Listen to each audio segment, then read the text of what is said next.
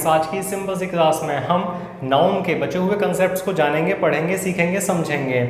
लेकिन उससे पहले छोटा सा रिवीजन करते हैं कि ये नाउन होता क्या है। हाँ जी, नाउन तुम भी नाउन हो, और जो तुम मुझे देख रही हो तुम भी नाउन हो, और जो तुम देख रहे हो तुम भी नाउन हो, क्योंकि तुम्हारा कोई नाम है। तो जिसका भी नाम होता है वही नाउन है। Noun is nothing but a name of a person, place और थिंग। यानी कि जो भी इंसान जिसका भी नाम है, कोई भी वस्तु जिसका नाम है, कोई भी स्थान जिसका भी नाम है, वो हर चीज़ नाउन ही तो है।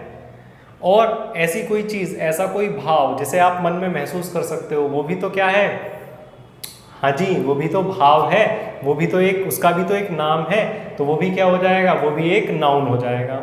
तो ये नाउन होता है। नाउन के बेसिकली 5 काइंड्स होते हैं। There are 5 kinds of noun: proper, common, collective, material, abstract. अगर इसको शॉर्ट में समझा जाए तो प्रॉपर नाउन यानी कि ऐसा नाम जो जिसका है उसी के लिए यूज़ किया जाएगा, तो वो प्रॉपर नाउन। जैसे कि आपका जो नाम है, मान लो आपका नाम राहुल है, तो राहुल नाम किसके लिए यूज़ किया जाएगा? जिसका नाम है उसी को तो राहुल कहेंगे, या फिर सबको राहुल कहते फिरेंगे, हे राहुल, हे राहुल, हे राहुल, हे राहुल, हे तुम सब राहुल हो। तो क्या सबको राहुल कह सकते हैं? ना जी ना, सबको तो नहीं कह सकते। लेकिन जिसका नाम राहुल है सिर्फ उसी को राहुल कहा जाएगा। जैसे आगरा, आगरा किसको कहेंगे? जिस शहर का नाम आगरा है उसी के लिए तो आगरा का यूज़ किया जाएगा, या फिर हर शहर को आगरा कहते रहेंगे। आगरा से आ रहे हैं, आगरा को जा रहे हैं, ऐसा नहीं ना। जहाँ से आए हैं उस शहर का अलग नाम होगा, जहाँ को जा रहे हैं उस शहर का अलग नाम होगा। तो प्रॉपर नाउन पार्टिकुलर नेम्स होते हैं, किसी भी पर्सन का हो सकता है, प्लेस का हो सकता है, या फिर थिंग का हो सकता है।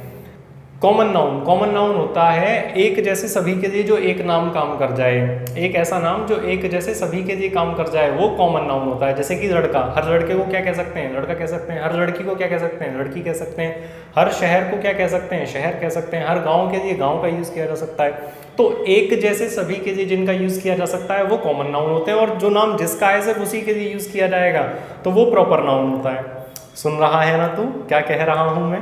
हाँ जी, तो आप सुनते रहना, समझते रहना। कलेक्टिव नाउन होता है a group of same thing which has same purpose. यानी कि ऐसा कोई ग्रुप जो एक जैसी चीज़ों से, एक जैसी वस्तुओं से, या फिर एक जैसे इंसानों से मिलकर बना होता है, या फिर उनका जो पर्पस होता है वो सेम होता है। जैसे कि आर्मी का पर्पस क्या होता है? या तो अपने देश के लिए लड़ना, या फिर अपने देश की रक्षा करना। सबका पर्पस सेम होता है। टीम का मतलब क्या होता है? टीम का एम क्या होता है? टीम यानी कि अगर क्रिकेट की बात की जाए तो 11 प्लेयर से मिलकर एक टीम बनती है, और टीम का पर्पस क्या होता है? मैच जीतना, देश के लिए जीतना, ठीक है, पैसा कमाना। हाँ, पैसा कमाना भी होता है, ठीक है।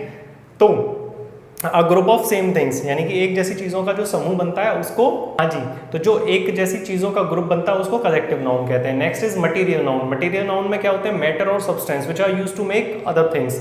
यानी कि ऐसा कोई भी सब्सटेंस, पदार्थ, मटेरियल जिससे हम कोई दूसरी वस्तु बना सकते हैं, वो क्या होता है? मटेरियल नाउन होता है। जैसे कि गोल्ड, सिल्वर, आयरन, है ना। तो ये इतने सारे जो मटेरियल्स हैं, इनसे क्या करते हैं? इनसे दूसरी वस्तुएं बनाते हैं। जैसे कि ये दरवाज़ा है, ये दरवाज़ा किसका बना है? लकड़ी का बना हुआ है, ठीक है।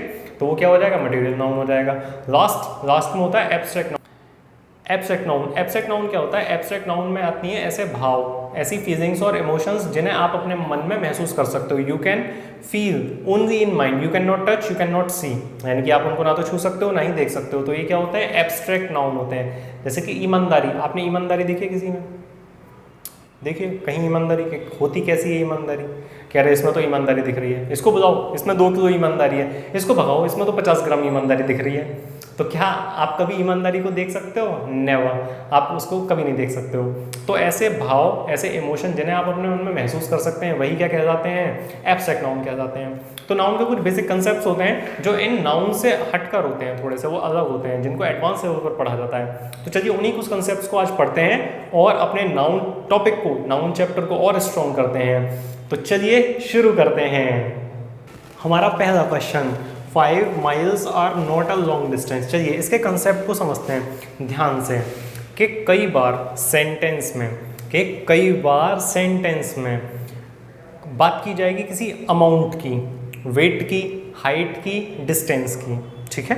कि कई बार सेंटेंस में बात की जाती है किसी अमाउंट की, वेट की, हाइट की और डिस्टेंस की। तो इनको 2 तरीके से ट्रीट किया जाता है सेंटेंस में, इनके सेंस के अकॉर्डिंग। एक इनका सेंस होता है यूनाइटेड और एक इनका सेंस होता है डिवाइडेड। यूनाइटेड यानी कि इस अमाउंट को, वेट को, हाइट को, डिस्टेंस को एक माना जाता है, एक यूनिट माना जाता है, तो ये यूनाइटेड सेंस में है।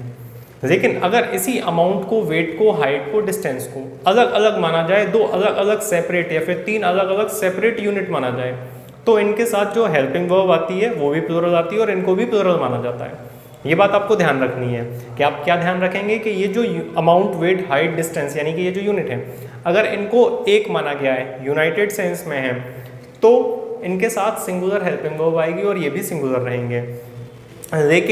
लेकिन अगर इस अमाउंट, वेट, हाइट, डिस्टेंस को डिवाइडेड करके यूज़ किया गया है, यानी कि इसको सेपरेटली अलग अलग करके यूज़ किया गया है, तो इनको डिवाइडेड सेंस में जब भी ये होंगे तो इनके साथ में हमेशा प्लूरल हेल्पिंग वर्ब का यूज़ किया जाएगा। उम्मीद है कि आपको ये कंसेप्ट समझ में आया होगा। चलिए इसको लिखते हैं। तो ये हमारा कंसेप्ट कि अगर कभी भी अमाउंट को, वेट को, हाइट को, डिस्टेंस को, स्पीड को या फिर पीरियड ऑफ टाइम को यूनाइटेड सेंस में, जैसे कि 5 किलोमीटर यानी कि 5 किलोमीटर जाना है और उसको कवर करना है 5 किलोमीटर्स को, लेकिन 5 किलोमीटर्स को किस तरीके से कवर करना है, एक बार में। तो अगर एक बार में कवर किया जा रहा है तो वो यूनाइटेड सेंस माना जाएगा। डिवाइडेड सेंस हो सकता है कि उसको पार्ट्स में ब्रेक डाउन कर दिया जाए, डिवाइड कर दिया जाए। जैसे कि हो सकता है कि आपको 5 kg वेट लिफ्ट करना है यानी कि उठाना है, तो हो सकता है कि आप 5 किलो वजन को एक बार में उठा रहे हैं, एक यूनिट की तरह उसको एक बार में आपने उठा दिया। तो आपने अगर उसको एक माना, एक बार में उसको यूज़ किया, एक सेंस में उसको यूज़ किया, तो यूनाइटेड मानेंगे और उसके साथ सिंगुलर हेल्पिंग वर्ब लगाएंगे। लेकिन हो सकता है कि आप उसके पार्ट्स कर दें, यानी कि 2.5 kg अलग कर दें, 2.5 kg अलग कर दें, तो आपने उसको डिवाइड कर दिया। तो जब इस तरीके की जो यूनिट्स यहाँ बताई गई हैं, amount, weight, height, distance, speed और पीरियड ऑफ टाइम यानी कि समय की अवधि, अगर आप पार्ट्स में डिवाइड कर देते हैं, तो आप जब इनको डिवाइड कर देंगे तो इनके साथ प्लूरल हेल्पिंग वर्ब का यूज़ किया जाएगा। समझे आप? चलिए अब अपने सेंटेंस में चेक करते हैं। यहाँ क्या लिखा हुआ है? यहाँ लिखा हुआ है 5 miles are not a long distance।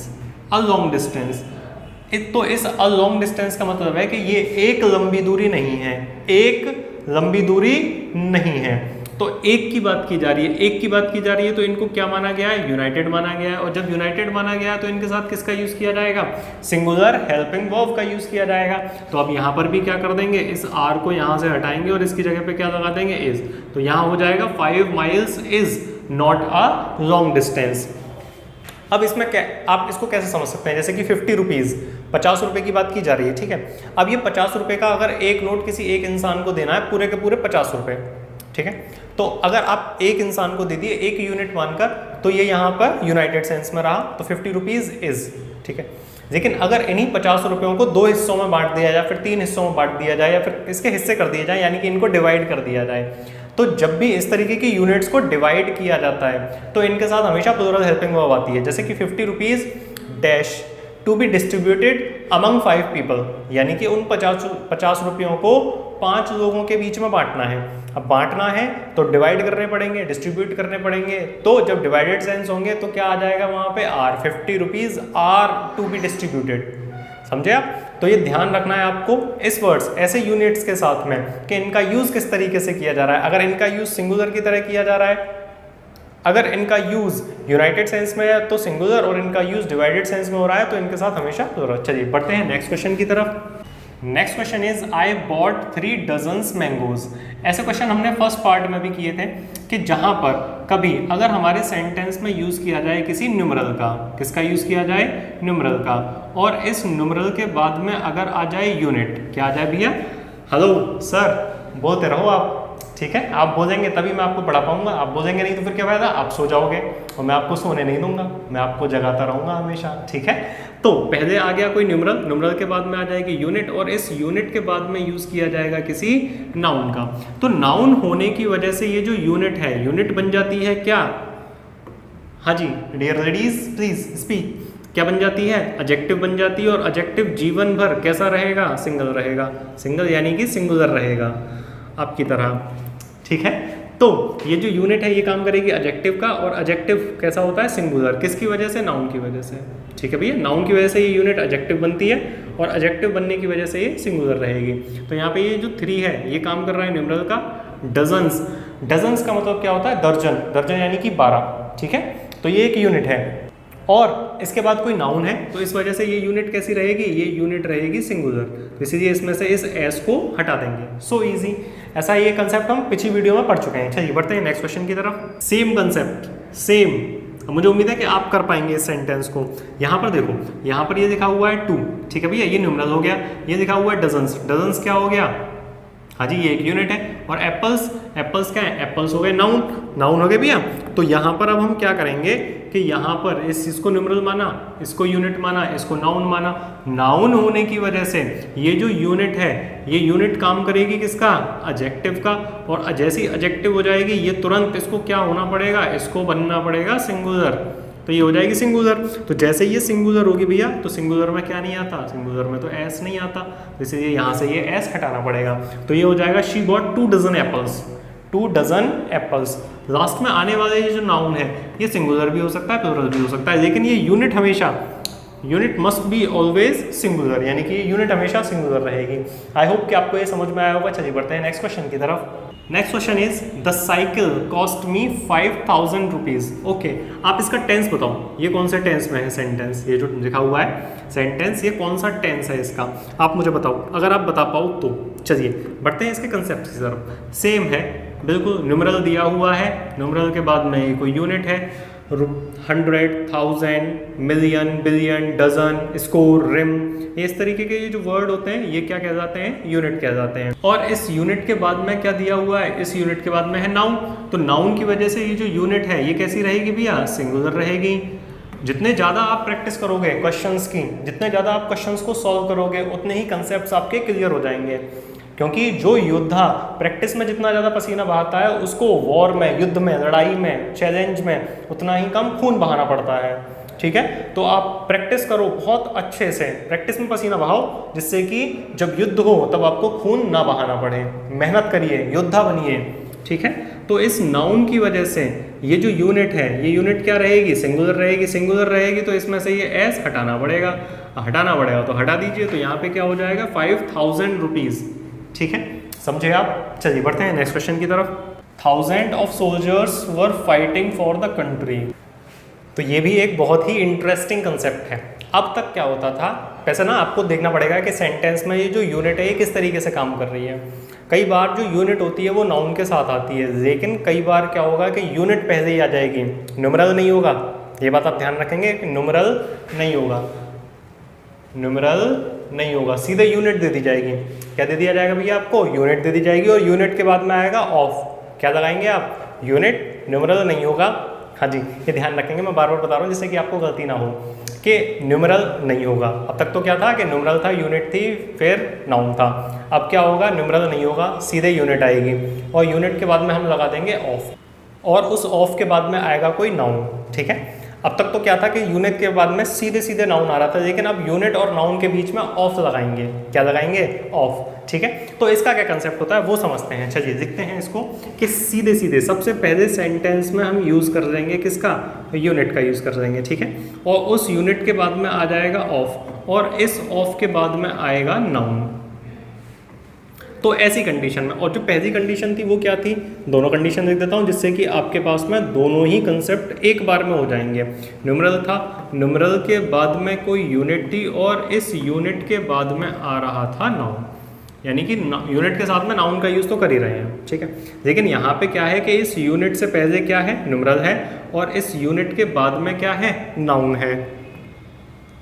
यहाँ क्या है कि यहाँ इस यूनिट से, यूनिट के बाद में ऑफ दिया हुआ है, और इस ऑफ के बाद में क्या है, नाउन है। तो ऐसी कंडीशन में यहाँ तो ये था कि ये जो यूनिट थी, ये यूनिट कैसी रहेगी, ऑलवेज सिंगुलर, यानी कि ये यूनिट हमेशा सिंगुलर मानी जाएगी। लेकिन इस वाले केस में ये जो यूनिट है ये कैसी रहेगी, हाँ जी लेडीज़ एंड जेंटलमैन, ये जो यूनिट है ऑलवेज प्लुरल, यानी कि हमेशा प्लुरल रहेगी। ये बात आप ध्यान रखेंगे कि ये जो यूनिट है ये काम करेगी प्लुरल की तरह। कैसी कंडीशन में, जब सीधे यूनिट दे रखी हो, यूनिट के बाद में ऑफ आ रहा हो, और ऑफ के बाद में कोई नाउन हो, ये नाउन प्लुरल ही होगा। ठीक है भैया, तो ऐसे केस में जो यूनिट है ये यूनिट कैसी रहेगी, प्लुरल रहेगी। तो प्लुरल रहने के लिए क्या करना पड़ेगा, इसमें लगाना पड़ेगा एस, तो ये हो जाएगा थाउजेंड्स ऑफ सोल्जर्स। ठीक है, अब यहीं पर इस सेंटेंस को थोड़ा सा अगर चेंज करके देखा जाए तो यहाँ पे आ जाए अगर 1, यहाँ पे आ जाए थाउजेंड्स, और फिर आ जाए सोल्जर्स ऑफ ना आए, तो ये क्या हो जाएगा 1000 सोल्जर। तो अगर इस तरीके के केस में दिया जा रहा है तो ये यूनिट सिंगुलर रहनी है, ये मैं आपको बता चुका हूँ, मैं बार बार बताता रहूँगा जब तक कि आपके ये माइंड में बैठ ना जाए अच्छे से, ठीक है। और अगर इस तरीके के केस में दे रखा है जैसा यहाँ लिखा हुआ है तो ये हो जाएगा थाउजेंड्स ऑफ सोल्जर्स। समझे आप? मुझे उम्मीद है कि आप ये दोनों एस्पेक्ट्स को अच्छे से समझ पाए होंगे। चलिए बढ़ते हैं नेक्स्ट क्वेश्चन की तरफ। 50 rupees are not a big sum, ये यहाँ पे सीधा सीधा लिखा हुआ है अ बिग सम। अ का मतलब क्या होता है? एक, ए भी बोलते हैं इसको, इसका मतलब क्या होता है? एक है तो यानी कि इनका यूज़, ये जो रुपीज़ हैं यानी कि ये अमाउंट दिया हुआ है जो, इसका यूज़ किया जा रहा है किस सेंस में? यूनाइटेड सेंस में। और जब ये यूनाइटेड सेंस में होते हैं तब इनके साथ क्या आती है? सिंगुलर हेल्पिंग वर्ब आती है। सिंगुलर हेल्पिंग वर्ब क्या होती है? इज़ होती है। तो इस आर को हटाएंगे और इसकी जगह पे इज़ लगा देंगे, सही हो जाएगा। तो 50 rupees is not a big sum या फिर बिग अमाउंट, दोनों में से कुछ भी आ सकता है। समझे आप? चलिए बढ़ते हैं नेक्स्ट क्वेश्चन की तरफ। अरे वाह, 50 rupees is to be distributed between 2 friends. अब पिछले सेंटेंस में भी 50 रुपीज़ थे, 50 रुपये ही हैं बांटने के लिए, ज़्यादा नहीं बांटते, ज़्यादा बांटेंगे तो नुकसान हो जाएगा। तो 50 rupees is to be distributed between 2 friends, यानी कि रुपए कितने हैं? 50 ही हैं, यही बचे हैं आखिरी 50 रुपये। अब इनको क्या करना है? डिस्ट्रीब्यूट कर दो, यानी कि ये 50 रुपये और यानी कि ये कोई अमाउंट 50 रुपये का, और इस अमाउंट को क्या करना है? डिस्ट्रीब्यूट करना है। डिस्ट्रीब्यूट कितने लोगों में? 2 दोस्तों में, 2 दोस्तों में बांट दो। यानी कि ये जो अमाउंट है, अमाउंट, वेट, हाइट, डिस्टेंस, अगर इनको डिस्ट्रीब्यूट कर दिया जाए, इनको अलग अलग कर दिया जाए, इनको सेपरेट कर दिया जाए, इनके बीच में बंटवारा कर दिया जाए, दोनों को अलग कर दिया जाए, तो अगर इनको सेपरेट किया जा रहा है, अलग किया जा रहा है, तो ये हो जाते हैं डिवाइडेड सेंस में। और जब जब ये डिवाइडेड सेंस में रहेंगे तो इनके साथ हमेशा किसका यूज़ किया जाता है? प्लूरल हेल्पिंग वर्ब का यूज़ किया जाता है। अब यहाँ पे भी सीधा सीधा लिखा हुआ है डिस्ट्रीब्यूटेड, यानी कि बांट दो। कितने रुपए को? 50 रुपये को। 50 रुपये क्या है? अमाउंट है। अमाउंट को अगर डिस्ट्रीब्यूट किया जाएगा, बांटा जाएगा, सेपरेट किया जाएगा, तो इनके साथ प्लूरल हेल्पिंग वर्ब आएगी, इसीलिए यहाँ पर यूज़ किया जाएगा किसका? आर का। अगर आपने रट दिया कि 50 रुपीज़ के साथ क्या आता है? इज़ आता है, तो ये वाला जो कंसेप्ट है इसमें आप गलती कर दोगे, क्योंकि यहाँ पे इज़ गलत है, इज़ को हटाया जाएगा और इसकी जगह पे आर लगाया जाएगा। तो रट्टाफिकेशन से कुछ नहीं होने का, ठीक है। आपको कंसेप्ट्स को शार्प करना पड़ेगा, स्ट्रॉन्ग करना पड़ेगा, तभी आप कंपटीशन में फाइट कर सकते हो, ठीक है। और अपनी जनरल नॉलेज के लिए भी, अपनी जानकारी के लिए, अपनी नॉलेज के लिए भी कंसेप्ट्स को ही पढ़ा करो, रटा मत करो। रटंत विद्या फलंत नहीं, उससे कोई फल नहीं मिलेगा आपको, ठीक है। चलिए बढ़ते हैं नेक्स्ट क्वेश्चन की तरफ। The next question is the tables rag is infested. चलिए आप समझो कि अगर कोई नाउन दिया है, क्या दिया है? नाउन, और इस नाउन में लगाई गई है अपोस्ट्रोफे, तो आपको ध्यान रखना है कि जिस नाउन में अपोस्ट्रोफे एस का यूज़ किया गया है वो नाउन कैसा होना चाहिए? That noun must be living, यानी कि अच्छा, अपोस्ट्रोफी एस का यूज़ किया जाता है पजेशन बताने में। क्या बताने में? पजेशन। पजेशन का मतलब होता है अधिकार। जैसे कि तुम पर किसका अधिकार है? अभी तो माता पिता का है, ठीक है, और हो सकता है कि माता पिता का ही अधिकार रहे। तो जब अधिकार बताया जाता है तो अधिकार बताने के लिए, और किसका अधिकार? लिविंग का अधिकार। किसका अधिकार? लिविंग, यानी कि लिविंग का अगर पजेशन बता रहे हैं तो वो अपोस्ट्रोफी एस से, और वो लिविंग, सबसे पहले आप वो लिविंग देख लो जिसका अधिकार है। मान लो राहुल का घर, तो अधिकार किसका? राहुल का। तो सबसे पहले देखेंगे राहुल, फिर अपोस्ट्रोफे एस लगा देंगे, और फिर राहुल का अधिकार किस पर? वो पजेशन क्या है? घर, तो लिख देंगे राहुल्स हाउस। इस तरीके से पजेशन का यूज़ किया जाता है। अब चलिए देखते हैं कि यहाँ पर क्या गलती है। यहाँ पर भी लिखा हुआ है द टेबल्स, फिर यहाँ पे टेबल्स में पहले ही एस लगा हुआ है, फिर ऊपर से यहाँ पे एक और अपोस्ट्रोफे एस लगाया गया है। तो यहाँ पे एक बात तो हमने यही समझ रखी है कि अगर लिविंग में अपोस्ट्रोफी एस लगाया गया है तो वो ठीक है, लेकिन हम कभी भी गलती से भी क्या नहीं कर सकते कि अगर जो नाउन दे रखा है वो नाउन कैसा हो जाए? नॉन लिविंग हो जाए। कैसा हो जाए भैया? नॉन लिविंग हो जाए। तो नॉन लिविंग नाउन में अपोस्ट्रोफे एस का यूज़ नहीं किया जाता। कि नॉन लिविंग नाउन है उसमें अपोस्ट्रोफे एस का यूज़ नहीं करेंगे। तो जब नॉन लिविंग नाउन होगा तो वहाँ पे हम यूज़ करते हैं किसका? ऑफ का। ऑफ का यूज़ किया जाता है। लेकिन ऑफ का यूज़ करने के लिए आपको क्या करना पड़ेगा? सबसे पहले जो पजेशन दिया हुआ है वो पजेशन आपको पहले लिखना पड़ेगा। जैसे कि ये रैग दे रखा है तो सबसे पहले लिख लो आप रैग, और इस अपोस्ट्रोफे की जगह पे आप यूज़ कर दो ऑफ, रैग ऑफ। फिर यहाँ पे क्या लिखा हुआ है? द टेबल्स, तो यहाँ पे लिख देंगे रैग ऑफ द टेबल्स। अब इस रैग के अकॉर्डिंग क्या लिख देंगे? इज इन्फेस्टेड, तो यहाँ हो जाएगा इज इन्फेस्टेड। समझे आप किस तरीके से ये सेंटेंस बना? तो अपोस्ट्रोफी एस यहाँ से इस वजह से हटाना पड़ गया क्योंकि अपोस्ट्रोफी एस लगाया जाता है कैसे नाउन में? लिविंग नाउन में। लेकिन ऑफ का यूज़ आप नॉन लिविंग के साथ करते हैं, कर सकते हैं, उसमें कोई गलती नहीं है। लेकिन डिफरेंस ये रहेगा कि जो लिविंग वाला अपोस्ट्रोफी एस वाला है, इसमें अपोस्ट्रोफी एस के बाद पोजेशन आता है। पोजेशन यानी कि जिस चीज़ पर अधिकार है, जैसे कि राहुल का घर, राहुल्स हाउस। और ये जो अपोस्ट्रोफी एस होता है इसकी हिंदी क्या होती है? काकी के। हाँ जी, अपोस्ट्रोफी एस की हिंदी होती है का की के, काकी के। ठीक है, जैसे कि राहुल का, सुमन का, मोहित का, ठीक है, अमन का, चमन का, जो भी चीज़ हो सकती है। जैसे कि राहुल का बैग, ठीक है, सुमन का घर। तो ये जो काकी के होते हैं, ये अगर लिविंग है तो लिविंग में अपोस्ट्रोफी एस, ये काकी के की अंग्रेजी होती है। ठीक है, और इनके बाद वो चीज़ लिख देंगे, अपोस्ट्रोफी के बाद वो चीज़ लिख देते हैं जिस पर अधिकार होता है। जिस पर अधिकार होता है उसको क्या बोलते हैं? उसको बोलते हैं पोजेशन। तो लेकिन ये लिविंग वाले में वैलिड है। जब नॉन लिविंग वाला आ जाएगा तो सबसे पहले आपको पोजेशन लिखना पड़ेगा। ये लैग क्या है? ये लैग है इसका पोजेशन। और उस पोजेशन के बाद आप क्या लिखते हो? ऑफ। और उस ऑफ के बाद में जिसका अधिकार है वो नाउन लिखेंगे। ठीक है, तो उम्मीद है कि आपको ये अपोस्ट्रोफी एस और ऑफ दोनों में डिफरेंस क्लियर हुआ होगा। चलिए बढ़ते हैं नेक्स्ट क्वेश्चन की तरफ। The books new cover is neat, same mistake, same concept. Same practice करेंगे तभी तो चीज़ें दिमाग में बैठेंगी। तो यहाँ पर ये दिखा हुआ है और दिख भी रहा है कि अपोस्ट्रोफी एस का यूज़ किया गया है, लेकिन किस में? The book. और बुक कैसा नाउन है? हाँ जी, लेडीज़ एंड जेंटलमैन, ये कैसा नाउन है? ये तो कैसा हुआ? नॉन लिविंग हुआ। और जो नॉन लिविंग नाउन होते हैं उनमें अपोस्ट्रोफी का एस इनकरेक्ट होता है। इनकरेक्ट होता है यानी कि उसको गलत माना जाता है। तो अब जब इस तरीके से नॉन लिविंग का पोजेशन बनाना है तो सबसे पहले उस पोजेशन को लिख देंगे। सबसे पहले क्या आ जाएगा? पोजेशन आ जाएगा। पोजेशन यानी कि जिस पर अधिकार है। और इस पोजेशन के बाद क्या लिखेंगे? हम ऑफ लिखेंगे। और उस ऑफ के बाद वो नाउन लिखेंगे जिसका अधिकार है। वो नाउन यहाँ आ जाएगा, ये ध्यान रखना है। तो चलिए इसको बनाकर देखते हैं। सबसे पहले पोजेशन क्या है? New cover. तो सबसे पहले लिख देंगे हम यहाँ पे न्यू कवर। फिर इसके बाद हम लगाएंगे ऑफ, और ऑफ के बाद में वो नाउन आ जाएगा। नाउन क्या है? The book.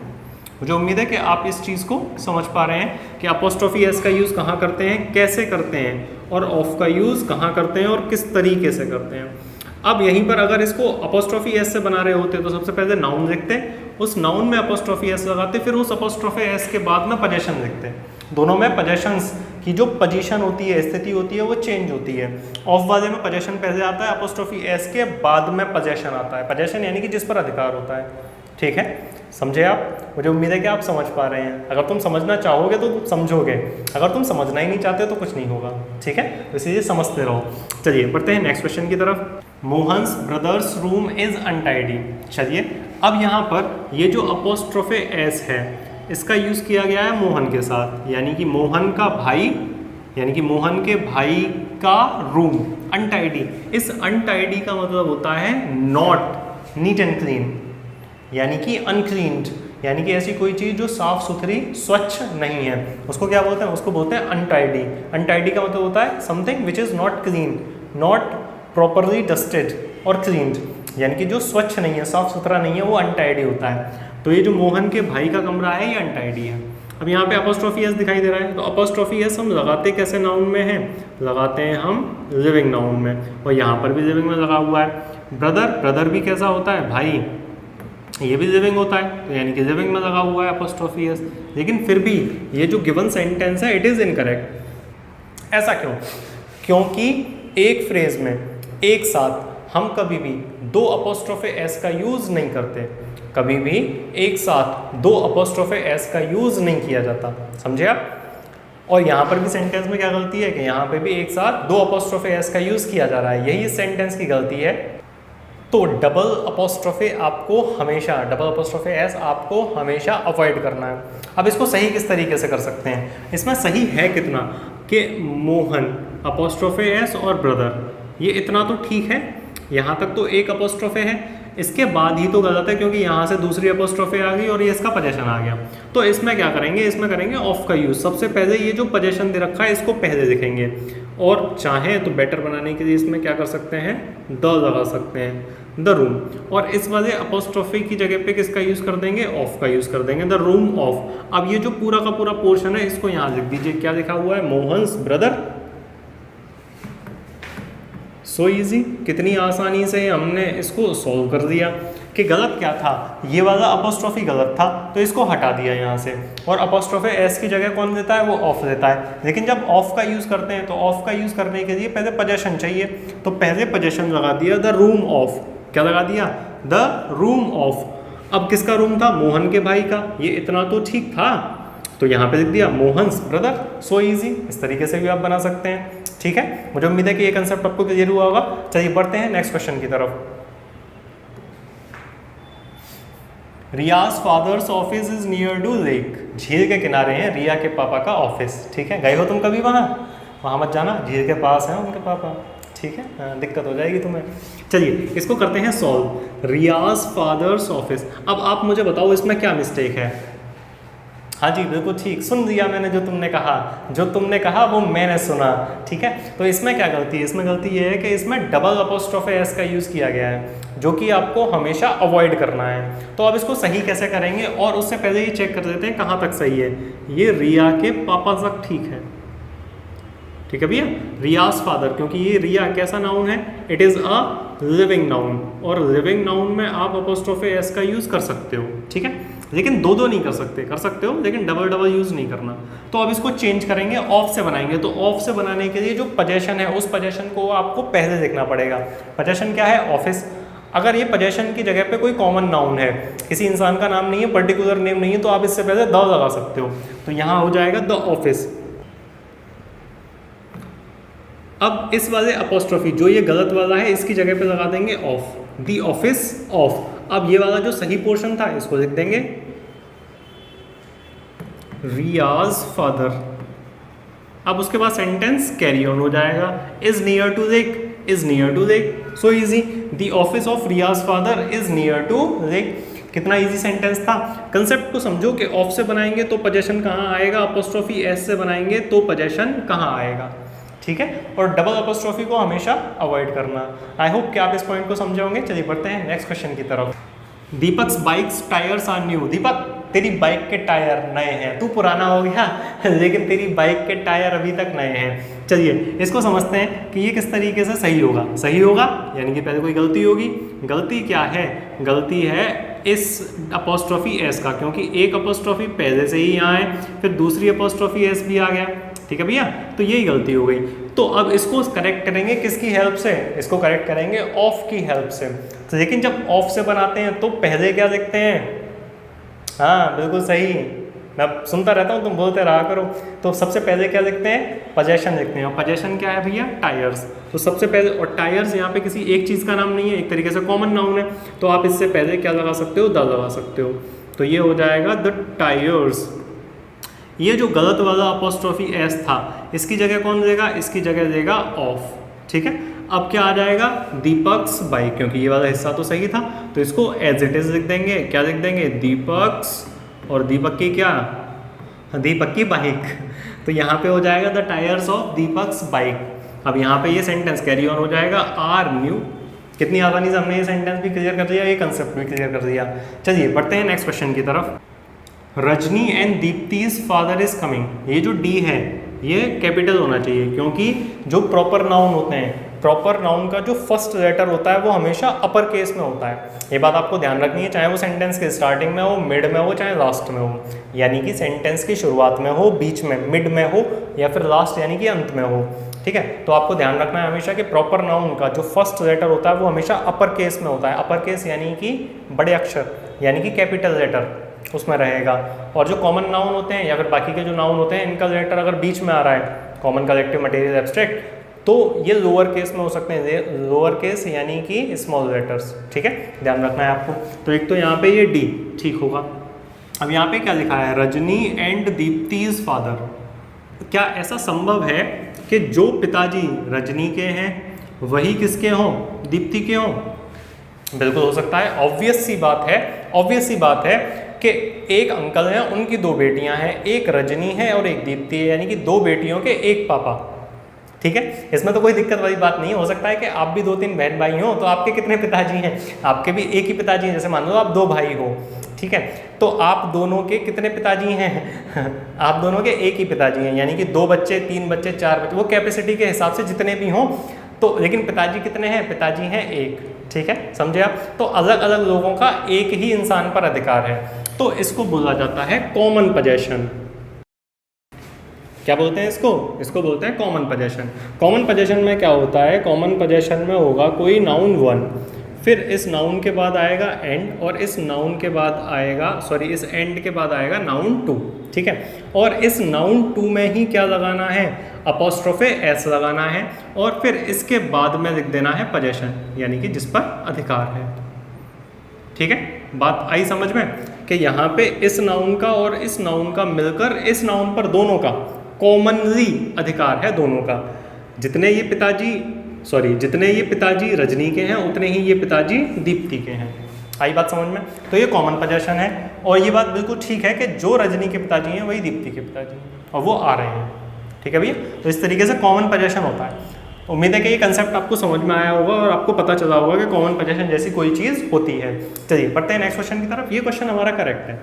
ठीक है, बस इसमें यही गलती थी कि यहाँ पे ये जो डी था ये स्मॉल दे रखा था, लोअर केस में दे रखा था, यानी कि इसको कैपिटल करेंगे और अपर केस में ये डी को बड़ा करेंगे। अब यहाँ पर ये जो क्वेश्चन है, Rinki and Annu's husband is here. अब यहाँ पर भी ये कॉमन पोजेशन बताया गया है, यानी कि 2 नाउन हैं और इन दोनों नाउन का किसी एक पर अधिकार है। तो आप बताओ, आप खुद सोच कर बताओ।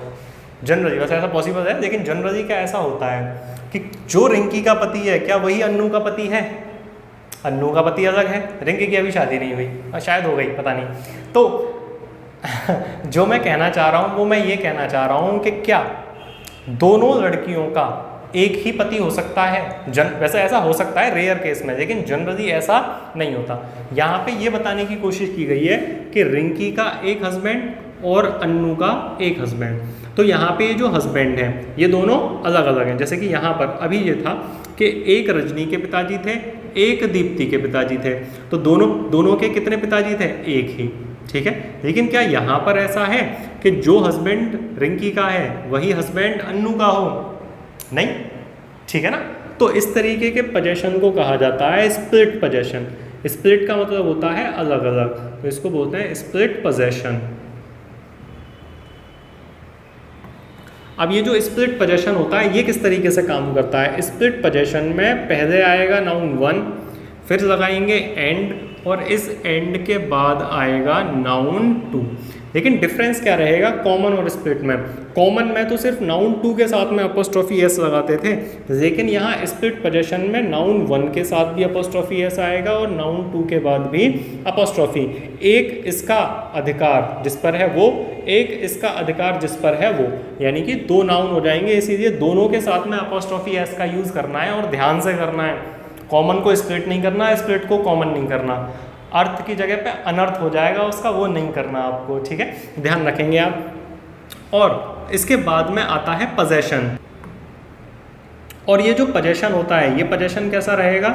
ये रहेगा प्लूरल पोजेशन, क्योंकि एक नाउन पर इसका अधिकार, एक नाउन पर इसका अधिकार, तो टोटल दो नाउन हो गए, यानी कि एक से ज़्यादा हो गए। तो ये जो पोजेशन है ये प्लूरल होना चाहिए। चलिए अब अपने सेंटेंस को करेक्ट करते हैं। सेंटेंस को कैसे करेक्ट करेंगे? एक रिंकी का पति, एक अन्नू का पति।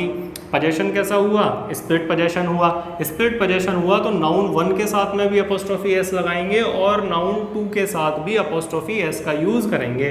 तो इसीलिए यहाँ पर अपोस्ट्रोफे एस लगाना पड़ेगा, रिंकीज एंड अन्नूज हस्बैंड। अभी ठीक हो गया? हाँ, तुम देख नहीं रहे हो ढंग से, अभी ठीक नहीं हुआ, क्योंकि ये जो पोजेशन है इस पोजेशन को क्या करना पड़ेगा? प्लूरल करना पड़ेगा। तो ये हस्बैंड नहीं होगा, हस्बैंड्स होगा। ठीक है भैया, रिंकीज एंड अन्नूज हस्बैंड्स। अब ये जो हस्बैंड है ये 2 हो गए, लड़कियां भी तो 2 ही हैं, तो यहाँ पर क्या होगा? ये आर हियर। आई बात समझ में? क्लियर है? यू गॉट माय पॉइंट और नॉट? I hope so. ठीक है, कि आपको ये जो पॉइंट्स हैं कि कॉमन पोजेशन, स्प्लिट पोजेशन, कहाँ कैसे क्या चीज़ है, ये आपको समझ में आया होगा। और अगर आप सीरियसली सीखना चाहते हैं तो आप इन नोट्स को जरूर कैरी करें, ठीक है, नहीं तो फिर आप सिर्फ टाइम पास कर रहे हो। Next, the United States have a very strong army. हाँ, very nice and very easy question. जब भी इस तरीके से कंट्रीज का नेम हो, कंट्रीज, तो यूनाइटेड स्टेट्स यानी कि ये अमेरिका की बात की जा रही है, तो ये जो अमेरिका है ये कितने हैं, ये एक है, ठीक है, और एक है तो इनके साथ में किसका यूज़ किया जाएगा, हैज़ का यूज़ किया जाएगा, यानी कि सिंगुलर हेल्पिंग वर्ब आएगी। कई बार ऐसी बुक्स होती हैं, कई बार ऐसे सब्जेक्ट्स होते हैं जैसे कि फिजिक्स, सिविक्स, इकोनॉमिक्स, ठीक है, एस आ रहा है लास्ट में, मैथमेटिक्स, इंग्लिश, साउंड तो आ ही रही है इसकी, तो भले ही इनके साथ में एस की साउंड आ जाए लेकिन फिर भी ये वर्ड सिंगुलर होते हैं। इसमें क्या आ सकता है, कुछ डिजीज़ आ सकती हैं जैसे कि मम्स, रिकेट्स, मीजल्स, भले ही एस की साउंड है, एस है, लेकिन वो एस क्यों है, तुम्हें कंफ्यूज करने के लिए है वो, लेकिन तुम कंफ्यूज मत होना क्योंकि तुम मेरे साथ हो, ठीक है, कंफ्यूज नहीं होना तुम्हें बिल्कुल भी। तो कोशिश यही करनी है कंफ्यूज ना हो, कंसेप्ट्स क्लियर हो। तो भले ही कुछ नाउन ऐसे होते हैं जिनके लास्ट में एस आता है लेकिन फिर भी वो सिंगुलर होते हैं, एस आने के बाद भी सिंगुलर होते हैं। सिंगुलर होते हैं तो आगे आने वाली हेल्पिंग वर्ब और मेन वर्ब भी सिंगुलर ही होती है, समझे आप। चलिए, उम्मीद है कि आपको ये समझ में आया होगा। आई होप, मुझे उम्मीद है कि आपको ये जो कंसेप्ट्स हैं इनको आपने बहुत अच्छे से पढ़ा होगा, सीखा होगा, समझा होगा, जाना होगा और अपने मन में बिठाया होगा, ठीक है। तो आप ऐसे ही दी इंग्लिश अल्फा के साथ इंग्लिश पढ़ते रहिए लेकिन हिंदी से जुड़े रहिए। Thank you so much.